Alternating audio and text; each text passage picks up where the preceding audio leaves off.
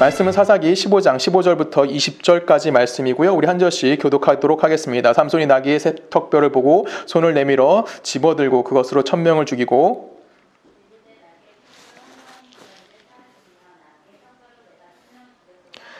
그가 말을 마치고 턱뼈를 자기 손에 내던지고 그곳을 라맛 레히라 이름하였더라.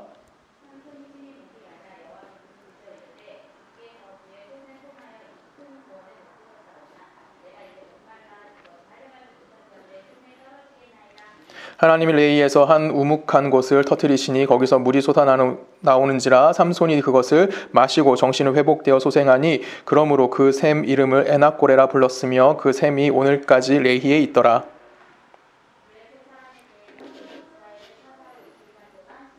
아멘. 함께 기도하십니다. 하나님 감사합니다. 말씀 듣습니다. 듣는 우리 모두가 하나님 앞에 먼저 겸손한 자 되게 하시고 하나님의 말씀을 받아들임을 통하여 이 땅 가운데 그리스도인으로서 또한 복을 누릴 수 있는 누리며 살아가는 자로서의 삶을 살아낼 수 있는 우리 모두가 되게 하실 걸 믿사오며 살아계신 예수 그리스도의 이름으로 감사하며 기도했습니다. 아멘.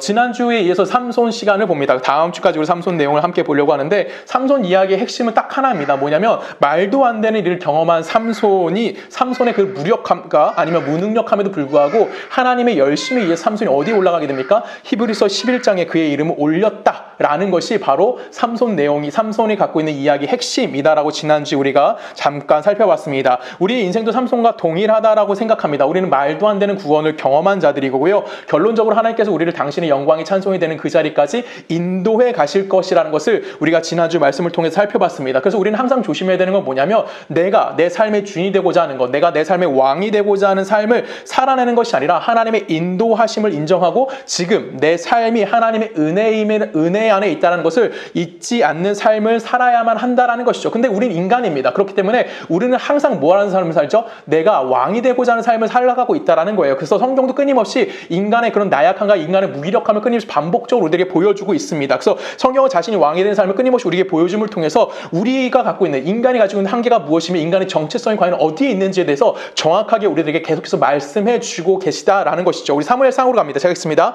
사무엘상 15장에 보면 이렇게 얘기합니다. 내가 사울을 왕으로 세운 것을 후회하노니 그가 돌이켜 나를 따르지 아니하며 내 명령을 행하지 아니하였음이니라 하신지라. 사무엘이 근심하여 온 밤을 여호와께 부르짖느니라. 사무엘이 사울을 만나려고 아침 일찍에 일어났더니 어떤 사람이 사무엘에게 말하여 이르되 사울이 갈멜에 이르러 자기를 위하여 기념비를 세우고 발길을 돌려 길가로 내려갔다 하는지라 라고 얘기합니다. 지금 사무엘이 사울이 이스라엘 초대왕입니다. 근데 이 사울이 하나님에게 말씀을 순종하지 않았기 때문에 밤을 세워서 지금 근심했던 게 누구예요? 사무엘 선지자가 근심합니다. 근데 이때 사울은 뭐라고 있었다고 성경이 기록하죠? 12절 하반절에 보면은 자기를 위하여 뭘 세웠다? 기념비를 세웠다 라고 이야기하고 있어요. 또 사무엘 하에 보면 또 이와 비슷한 얘기가 나옵니다. 제가 읽습니다. 18장에 보면은 그들이 압살롬 옮겨다가 숲을 가운데 큰 구멍에 그를 던지고 그 위에 매우 큰 돌 무더기를 쌓으니라. 온 이스라엘의 무리가 각기 장막으로 도망하니라. 압살롬이 살았을 때 자기를 위하여 한 비석을 마련하여 세웠으니 이는 그가 자기 이름을 전할 아들을 내게 없다 하고 말하였음이더라. 그러므로 자기 이름을 기념하여 그 비석의 이름을 붙였으므로 그 비석이 왕의 골짜기에 있고 이제까지 그것을 압살롬의 기념비라 일컫더라 라고 얘기합니다. 또 뭐가 세워졌다고 하죠? 압살롬 죽음을 당합니다. 근데 그때 압살롬이 뭘 먼저 세워놨냐면 기념비를 먼저 세워놨다라고 이야기하고 있어요. 여러분 기념비를 지금 사울도 세우고 압살롬도 세우고 있습니다. 이들의 공통점은 뭐냐면 자기의 업적을 남기기 위해서 세상에서 내가 이런 큰 업적을 남겼다는 것을 많은 사람들에게 알리기 위해서 뭘 만드는 겁니까? 기념비나 업적빛 같은 걸 지금 세우고 있다라는 것이에요. 이것이 바로 모든 인간들이 갖고 있는 아담의 후손이라고 이야기하는 모든 인간들이 갖고 있는 그들의 본성이다라고 이야기하는 거고 모든 인간들이 갖고 있는 공통적 목적이 바로 여기에 있다라고 성경 우리들에게 이야기해주고 있다라는 거예요. 이 모습이 바로 세상의 모습인 거고요. 이 세상은 성경을 종종 바벨론에 비유하고 있습니다. 우리 베드로전서를 잘 봅니다. 오늘 좀 성경 좀 많이 볼 거예요. 택하심을 함께 받은 바벨론에 있는 교회가 너희에게 문안하고 내 아들 미가도 그러하니라라고 얘기합니다. 베드로전서가 베드로가 언제 쓴 거냐면은 AD 64년쯤에 성경을 기록한 성경이에요. 그러면 이 당시 누가 이스라엘 다스리고 있었죠? 우리가 잘 알듯이 로마가 다스리고 있었습니다. 그래서 베드로 사역의 마지막 시기는 당연히 로마에서 마무리했기 때문에 따라서 베드로가 지금 바벨론이라고 이야기하는 건 그 당시 세계 최강국이었던 어디를 얘기하는 걸까요? 로마를 이야기하고 있는 거예요. 그래서 베드로는 그 어떤 부연 설명도 달지 않습니다. 그리고 그냥 뭐라고 얘기합니까? 로마라고 직접적으로 쓰지 않고 뭐라고 써요?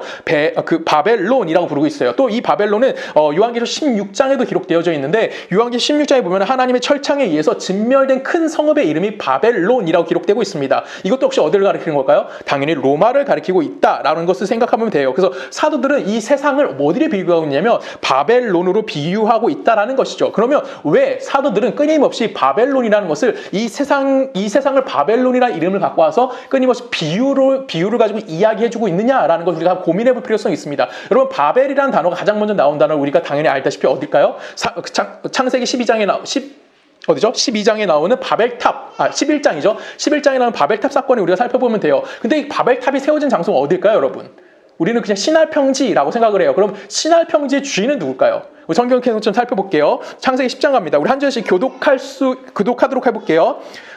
창세기 10장 8절. 구스가 또 니므롯을 낳았으니 그가 세상의 첫 용사라.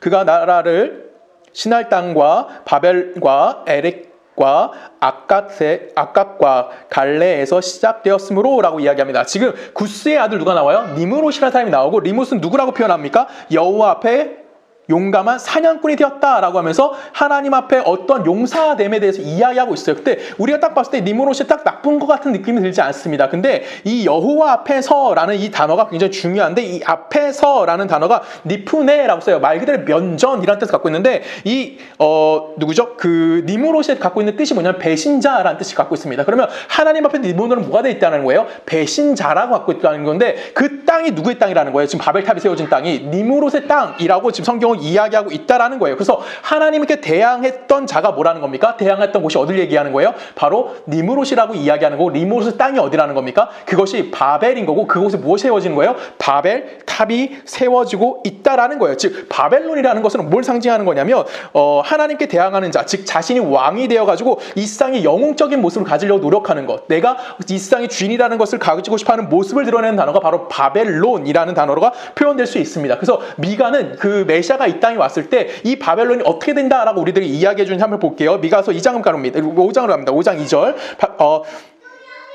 베들레헴 에브라다야 너는 유다 족속 중에 작을지라도 이스라엘을 다스릴 자가 내게로 나올 것이라. 그는 근본의 상고에 영원에 있느니라. 누가 온다는 거예요? 메시아가 이 땅에 온다라고 이야기합니다. 그리고 6절에 보면 이렇게 얘기해요. 그들이 칼로 아수르 땅을 황폐하게 하면 누구예요? 그들을 말하면 바로 그 메시아로 통해서 이 땅에 만들어진 하나님 나라의 백성들이 뭐라 하겠다? 아수르 땅을 황폐하게 하며 니므롯 땅의 어기를 황폐하게 하리라 라고 이야기합니다. 그럼 니므롯 땅이 어디예요? 바벨론을 이야기하는 거예요. 그러면 지금 이 곳 가운데 무엇이 있다라는 거예요? 이 하나님의 그 메시아가 이 땅에 왔을 때 세상의 힘이라고 상징되어지는 아수르와 바벨론을 뭐 하시겠다 다는 겁니까? 완전히 무너뜨리고 그곳에 살고 있는 누구를 구출해내겠다는 거예요. 여호와의 백성, 하나님의 백성들을 구출해내시겠다라고 이야기하고 있다라는 거예요. 즉 바벨론이 갖고 있는 가장 성경적 의미는 어떤 의미를 갖고 있을까요? 단순하게 이스라엘 백성들이 어떻게 힘들게 하고 아프겠다는 것이 아니라 이 세상에서 왕노릇하려고 하는 자들, 즉 하나님과 대항하는 자들의 모든 통칭에서 말하는 것이 뭐라고 표현할 수 있습니까?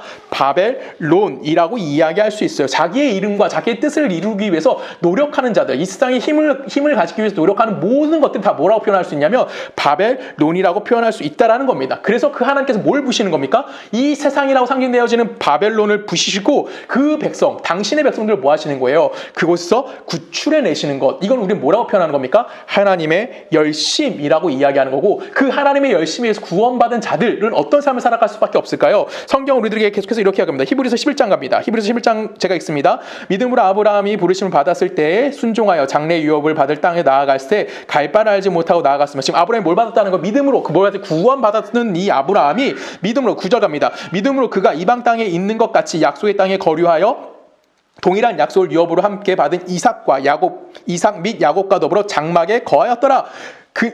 이는 그가 하나님이 계획하시고 지으실 터가 있는 성을 바랐음이라라고 얘기합니다. 지금 아브라함과 이삭과 야곱이 나오는데 그들이 지금 어디에 거주하고 있대? 장막 거주하고 있대. 텐트에 살고 있다는 얘기예요. 근데 어디서? 이 세상 속에서 그들을 살아가면서 뭘 바라보면서 사는 사람이 된다는 거예요? 하나님이 계획하시고 지으실 터가 있는 성을 바라보며 사는 거지 하나님이 계획하시고 지으실 터에 살고 있는 중입니까? 아니죠. 그런데 그들은 지금 어디 살고 있는 거예요? 바벨론이라 상징되는 세상 속에서 어딜 바라보면서 사는 거예요? 하나님이 계획하신 하나님이 이루실 성 하나님 나라를 바라보면서 이 땅 가운데 뭘 갖고 산다고요? 텐트를 치고 그곳에 살아가고 있다라는 성경 우리들에게 이야기해주고 있다라는 거예요. 즉 우리 구원받은 자들은 어딜 바라보는 삶을 사는 거예요? 하나님의 나라를 바라보는 삶을 살아가고 있다라는 거예요. 비록 지금 나는 어디에 있어요? 내게 주어진 환경은 이 세상과 다르지 않는 이 세상의 동일한 속에서 살아가고 있는 거예요. 그래서 이 세상 속의 환경 속에서 나는 분명히 다른 사람보다 못날 수도 있고요. 아니면 내가 다른 사람보다 좀 더 나은 삶을 살 수도 있습니다. 근데 하나님께서는 그 삶 속에서 우리에게 뭘 주시는 거예요? 동일하게 고난도 주시고요. 시험도 주시는 거예요. 때로는 우리에게 승리도 주시고요. 때로는 우리에게 이김도 허락해 주십니다.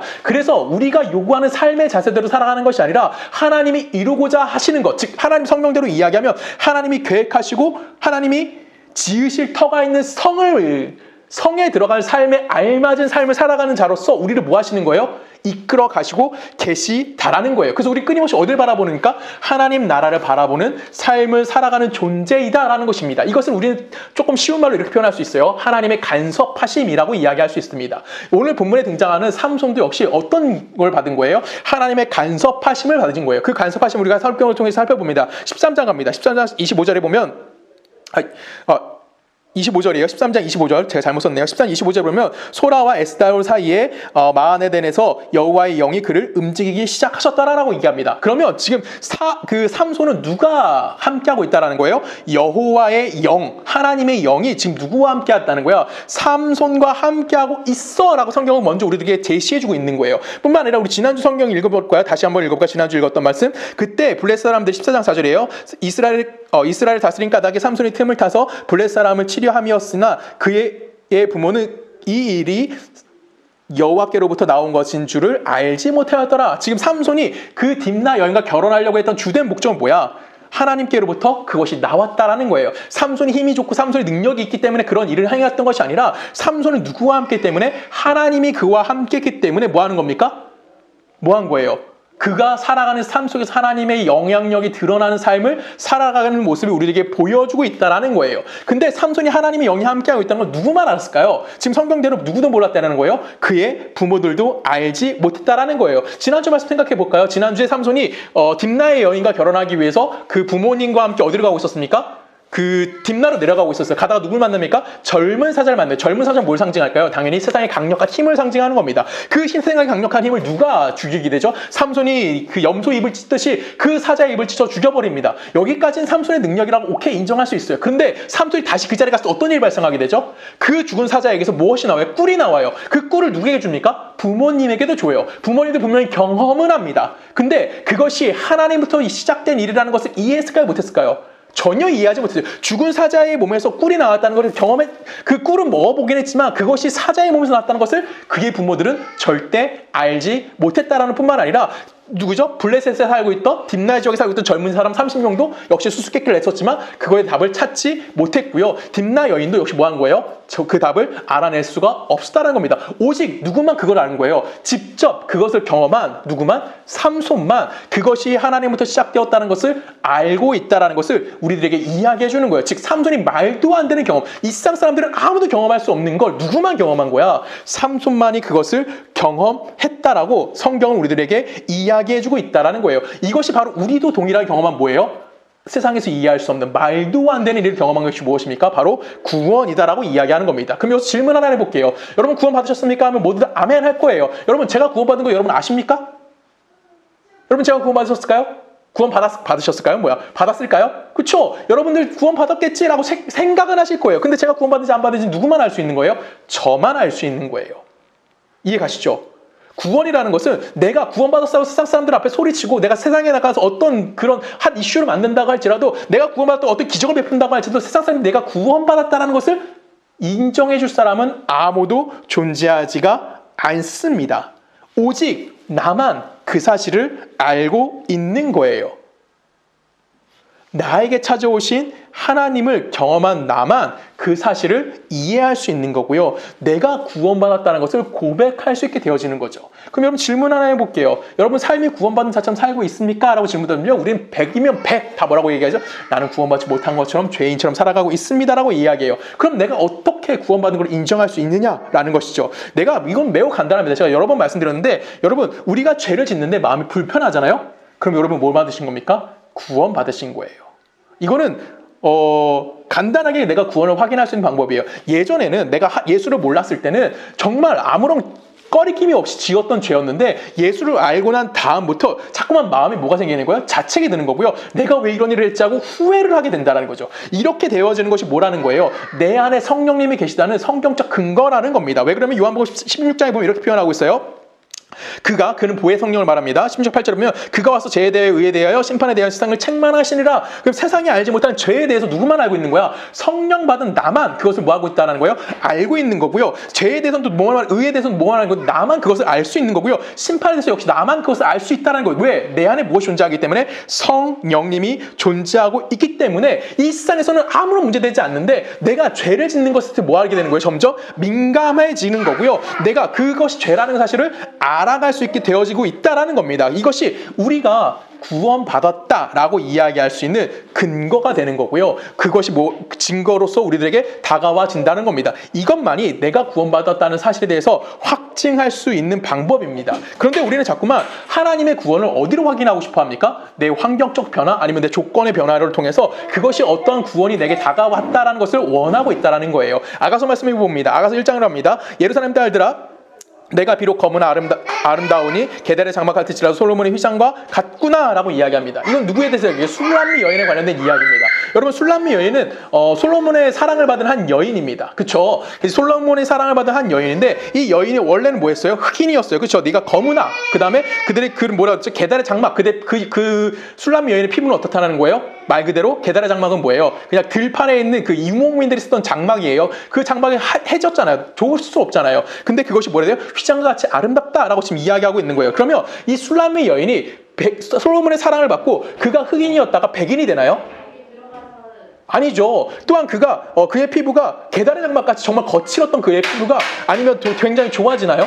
배고같이 좋아지나요? 그렇지도 않습니다. 그리고 우리가 잊지는 않았지만 이 다음에 어떤 절이 나오냐면 포도원 농장 일을 맡겼는데 그 일도 제대로 하내지를 못해요. 분명히 솔로몬의 사랑을 받았습니다. 그렇다고 이 여인의 조건이 달라지나요? 환경적 영향이 달라지나요? 하나도 달라지지 않아요. 딱 하나 달라진 게 있죠. 뭐죠? 그가 원래 흑인이고요. 게달의 장막 같은 피부를 갖고 있고요. 그리고 일도 제대로 하지 못해요. 이 모든 건 동일하다고요. 전혀 변하지 않는다고요. 그의 환경과 조건은 하나도 변하지 않아요. 근데 뭐만 달라지는 겁니까? 솔로몬이 그녀를 사랑하고 있다는 거. 솔로몬의 사랑을 받게 되었다는 것이 그가 달라진 유일한 점이라는 거예요. 구원이라는 것이 바로 이와 같은 겁니다. 자기가 자신의 왕이 되고자 하는 바벨론의 힘에 빠져 살아가고 있던 내가 이젠 누굴 경험하는 거예요? 하나님의 십자가, 예수 그리스도가 십자가를 지고 나를 찾아오심을 통해서 하나님의 통치의 영역이 무엇인지 이해할 수 있게 된 거예요. 그래서 구원으로 인해서 이제는 바벨론의 힘의 논리가 아니라 누구의 통치의 능력에서 살아갑니까? 하나님의 통치의 영역을 맛보게 되는 겁니다. 그래서 이제 내가 세상에서 내가 나의 힘으로 하는 것이 아니라 내가 누구를 의지하는 삶을 사는 거야? 하나님을 의지하는 삶을 사는 것이 복이라는 걸 인정하는 거고요. 내가 하나님의 말씀에 순종할 수 있는 복을 얻게 되었다는 것에 감사할 수 있게 되어지는 것. 그것이 뭐라고 얘기하는 겁니까? 성경은 구원이다라고 이야기하고 있어요. 그래서 그 구원받은 내가 살아가는 이 세상이 달라질까요? 달라지지 않을까요? 이 세상은 전혀 달라지지 않아요. 바벨론이라고 상징되어진 이 세상은 그대로 힘의 논리가 남아있는 겁니다. 그래서 우리는 그 속에서 뭐 하는 거예요? 나만 변화된 삶을 살아가고 있다라고 성경은 우리들에게 이야기해 주는 거예요. 그 세상은 그대로 존재하는 겁니다.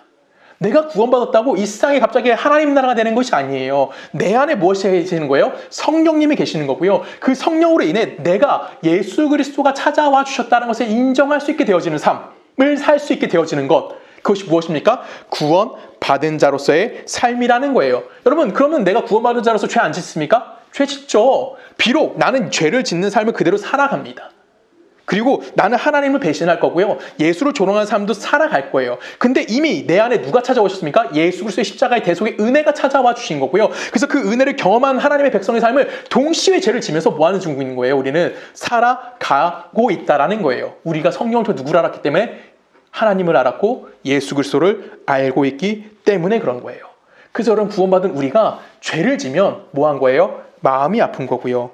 우리가 세상에서 걱정하지 않은 일로 우리는 걱정하고 있는 거고 불편해하고 있고요. 우리는 아파하고 있다라는 겁니다. 이것이 구원받았다라는 증거라고 성경은 우리들에게 말해주고 있는 거예요. 이걸 우리가 확인할 수 있는 유일한 방법이 뭘까요? 우리 요한복음 갑니다. 요한복음 14장 20절. 제가 읽습니다. 그날에는 내 아버지 안에 너희가 내 안에 내가 너희 안에 있는 것을 너희가 알리라 라고 얘기합니다. 자, 그날에는 뭐예요? 하나님이 우리에게 구원의 은혜가 임한 그때 내 아버지 안에 너희가 내 안에 내가 너희 안에, 즉 예수 그리스도가 우리 안에 있는 걸 알게 되는데 어떻게 알게 될까요? 26절에 보면 이렇게 말합니다. 내가 아버지께 구하였으니 그가 다른 보혜사를 너희에게 주사 영원토록 너희와 함께 있게 하리니 라고 이야기합니다. 자, 그러면 보혜사 성령님이 우리에게 와 주심을 통해서 우리의 마음의 밭이 어떻게 되는 거예요? 변화되어지는 거고요. 예수가 나와 함께 있다는 것을 뭐 하게 되는 겁니까? 아는 복음이 내 안에 새겨지게 되는 거고 그 복음을 이해하게 되는 것이 구원이다라는 거예요. 삼손의 이야기는 지금 이 이야기를 하고 있는 것입니다. 삼손은 가진 능력, 그래서 우리는 삼손이 가지고 있는 능력을 보는 것이 아니라 우리는 삼손에게 임한 하나님의 영이 그를 어떻게 움직이셨고 또한 그에게 어떤 그의 삶을 어떻게 인도하고 계신지를 우리는 끊임없이 삼손의 그 성경의 내용을 통해서 살펴보아야만 하는 거예요. 그래서 오늘 본문의 삼손의 이야기에서 유일하게 복음이 유효한 사람 누굴까요? 삼손만밖에 없다라는 거예요. 왜? 삼손만 말도 안 되는 경험을 했고 그것을 통해서 그가 뭐 했어요? 하나님의 사람으로서 인정을 받기 때문에 그렇다라는 거예요. 그래서 삼손 이외의 사람들은요. 다른 사람들은 팩트에만 집중하는 거예요. 이 팩트에만 집중하는 것은 그 안에 담겨있는 하나님의 뜻을 알까요? 모를까요? 전혀 알 수가 없다라는 겁니다. 이렇게 어설프게 하나님의 말씀에 접근을 하면 어떻게 될까요? 우리는 힘의 원리, 힘의 논리 하에 있는 바벨론만 우리 안에 남게 될 수밖에 없다라는 겁니다. 그 힘으로는 절대 십자가의 원리에 접근도 할 수 없고요. 이해도 할 수가 없다라는 거예요. 근데 제가 성경 공부 시간에도 이야기했듯이 지금 한국 교회는 뭐 하고 있어요?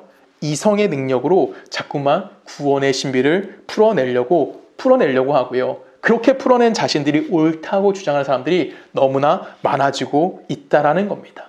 성경은 그런 자들을 향해서 이렇게 얘기합니다. 계시록 2장으로 가볼까요? 2장 9절. 내가 내 환난과 궁핍을 알거니와 실상은 내가 부유한 자니라. 자칭 유대인을 하는 자들이 비방도 알거니와 실상은 유대인이 아니요 뭐다? 사탄의 회당이다라고 이야기합니다. 사탄의 회당이라고 이야기하는 것은 하나님이 선택하지 않은 자가 누구란다라고 소리치는 거예요? 내가 하나님을 알아. 내가 예수를 알아. 내가 성령을 알고 있어. 라고 소리 지르는 열심을 낸다라는 거예요. 근데 정작 그들은 하나님의 의를 뭐하는 자들입니까? 파괴하는 자들이라고 사도 요한은 경고하고 있는 거고요. 그건 하나님의 이름을 부르는 사탄의 뭐가 되는 거예요? 회당, 쉽게 말하면 사탄의 졸개들에 지나지 않는다라고 그 경고하고 있다는 겁니다. 이 경고는 예수님도 비슷하게 하십니다. 우리 마태복음 7장 갑니다. 21절. 나더러 주여 주여 하는 자마다 다 천국에 들어가는 것이 아니요 다만 하늘에 계신 내 아버지 뜻대로 행하는 자라야 들어가리니 그날에 많은 사람들이 나더러 주여 주여 나더러 이르되 주여 주여 우리가 주의 이름으로 선지자 노릇다 하고 주의 이름으로 귀신을 쫓아내며 주의 이름으로 많은 권능을 행하지 아니하였나이까 하니라. 그때 내가 그들에게 밝히 말하되 내가 너희를 도무지 알지 못하니 불법을 행하는 자들아 내게서 뭐하라? 떠나가라 하시니라 라고 얘기합니다. 예수님을 모르는 자들이 뭐하고 있어요? 그들이 주여 주여 이름을 부르면서 어떤 능력을 행했어? 선지자 노릇도 하고 귀신도 내어주고 많은 권능을 행합니다. 근데 그들을 향해서 지금 뭐라고 얘기합니까? 기독교가 아니라고 이야기해요. 기독교는 어떤 능력을 행하는 종교가 아니고 기독교는 어떤 소리 지르는 종교가 아니고 기독교는 어떤 기적을 만들어내는 것이 아니라 기독교는 내 열심을 드러내는 종교가 아니다라고 이야기해 주는 거예요. 여러분 그 기독교가 뭡니까? 바로 그 뒤에 비유가 나오죠. 기독교가 무엇인지에 대해서. 24절부터 이렇게 얘기합니다. 그러므로 누구든지 나의 이 말을 듣고 행하는 자는 그 집을 어디에? 반석에 지은 지혜로운 사람 같으니 비가 내리고 창수가 나며 바람이 불어 그 집을 부딪히되 무너지지 아니하나니 이는 주추를 반석에 놓은 까닭이요 나의 이 말을 듣고 행하지 아니하는 자는 그 집을 모래 위에 지은 어리석은 같으니라. 비가 내리고 창수가 나고 바람이 불어 그 집을 부딪히며 무너짐이 뭐하다? 심하니라 라고 이야기합니다. 지금 비유가 두 가지 나와요. 반석 위에 지은 것과 모래 위에 지은 것. 그럼 기독교는 뭐라고 얘기하는 겁니까?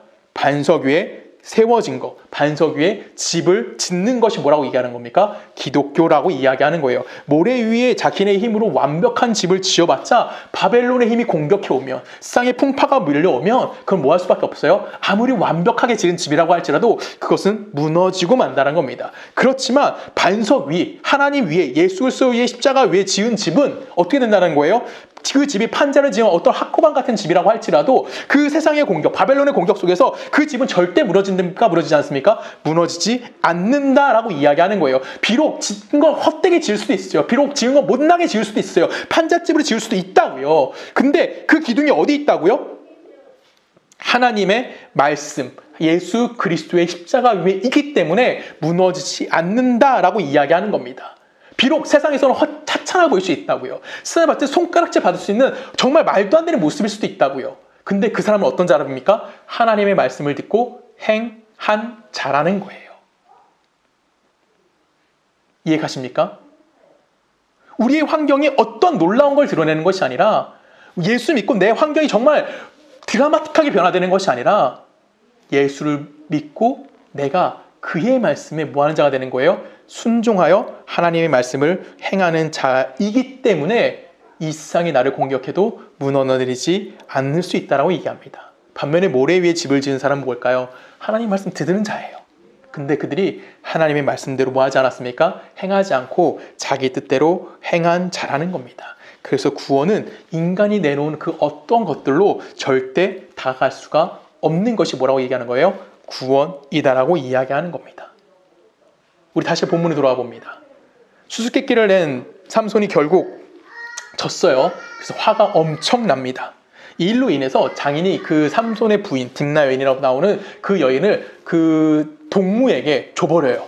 삼손이 이때 대노를 하게 됩니다. 그리고 삼손은 어떻게 하냐면 여우 300마리를 잡아서 그 꼬리에 불을 붙여요. 그리고 어떻게 되냐면 블레 사람들의 밭과 포도밭과 그다음 포도원과 올리브 농장을 완전히 불태워버립니다.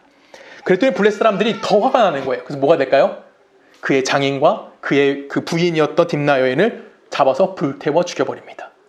자, 삼손도 불태워 죽였고요. 누구도 불태워 죽여요? 블레셋도 불태워 죽여요. 그래서 삼손이나 블레셋이나 둘 다 뭐한 자들이에요? 뭐한 자들 같아요? 그쵸? 바벨론의 힘을 자랑하는 자들인 거예요. 그래서 우리는 삼손이 했던 그 어떤 업적, 삼손이 일어났던 그 잘남을 찾아내면 안 되는 겁니다. 그도 역시 누구랑 동일한 거예요? 세상과 동일한 거예요.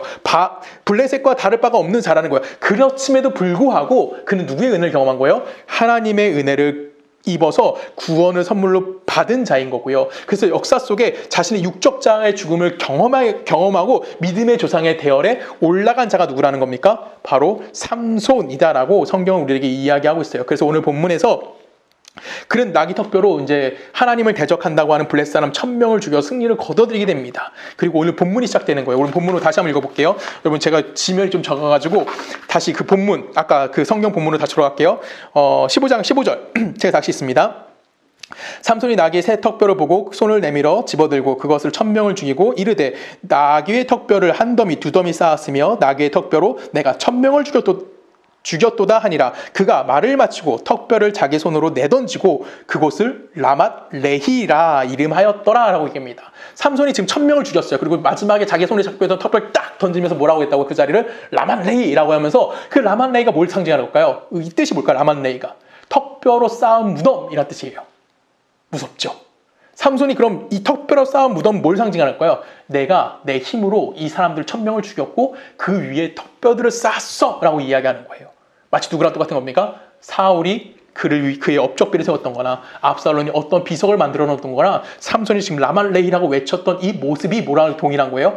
그냥 인간이 갖고 있는 욕심, 인간이 갖고 있는 아담의 후손들이 갖고 있는 그 본성이 그대로 나타나고 있는 것이 어디라는 겁니까? 이 라맛 레히라는 곳에 지금 있는 거고요. 이것이 자기의 이름을 내고 싶어하는, 자기 힘을 자랑하고 싶어하는 바벨론의 모습이다라는 겁니다. 그런데 여러분 알다시피 이 모든 정권 누구 거예요? 바로 하나님의 힘, 하나님의 신이 그에게 임했기 때문에 그것이 가능해진 거예요. 우리가 본문에 읽진 않았지만 14절 바로 앞절에 보면 어떤 내용이냐면 삼손이 밧줄에 묶여있는 상태가 돼요. 근데 그 밧줄도 못 풀고 있는 멍청이의 모습 갖고 있다니까요. 근데 여호와의 신이 임했다. 그리고 어떤 말이냐면 불에 탄 삼처럼 그 밧줄이 떨어져 나갔다라는 표현이 나와요. 삼손이 힘을 빡 줘서 떨어뜨린 것이 아니라 하나님의 영이 임하니까 밧줄이 끊어져 내린 거예요. 이해 가십니까? 삼손은 원래 어떻게 있었어요? 묶여 있었다고요. 밧줄을 끊어내는 힘도 그에게 존재하지 않았어요. 하나님의 신이 임해서 밧줄이 풀리고 나귀 턱뼈를 들고 블레셋과 싸워 승리를 거둬들였다고요. 근데 이 멍청한 삼손은 뭐하고 있어요? 이게 내가 힘으로 했다라고 착각하고 있었다라는 거예요. 그래서 삼손이 어떻게 되는지 아십니까? 우리 계속해서 성경 읽어볼까요? 18절이에요. 삼손이 심히 목이 말라. 삼손이 목이 마르다는 거예요. 사람 1000명 중에서 힘들어서 목이 말랐다는 걸까요?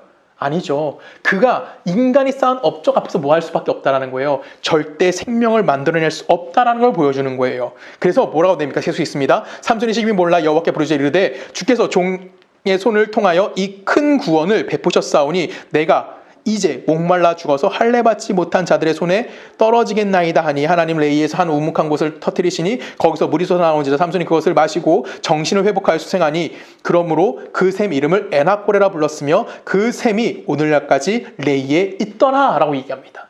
자, 에낙고레라는 곳이 하나님께서 뭐 하시는 거예요? 샘을 터뜨려 주셨다고요. 목이 말라요 하나님, 나 죽을 것 같아요, 내 힘으로 더 이상 아무것도 할 수 없어요 라고 외치는 그 라만 레히라는 곳에서 하나님이 뭘 터뜨리시는 겁니까? 에낙고레라는 생명의 샘을 터뜨려 주시는 거예요. 그 은혜를 경험하고 생명을 얻게 된 삼손. 그러면 지금 삼손이 하나님께 부르짖었다라는 거, 이 에낙고레라는 거 부르짖음의 샘이라는 거거든요. 삼손이 내가 죽겠습니다 하나님 살려주세요라고 외쳤다라는 건 결론적으로 내가 나귀 턱뼈로 1000명을 죽였지만 난 아무것도 할 수 없는 나의 존재성에 대해서 뭐 하는 겁니까? 자기 부정을 하고 있는 중이라는 거예요. 내가 사람을 죽일 능력을 가졌지만 내 생명 하나 살릴 수 있는 힘이 내게도 없습니다. 하나님 나 좀 살려주세요. 그것이 어디라고요? 에낫고레라는 겁니다.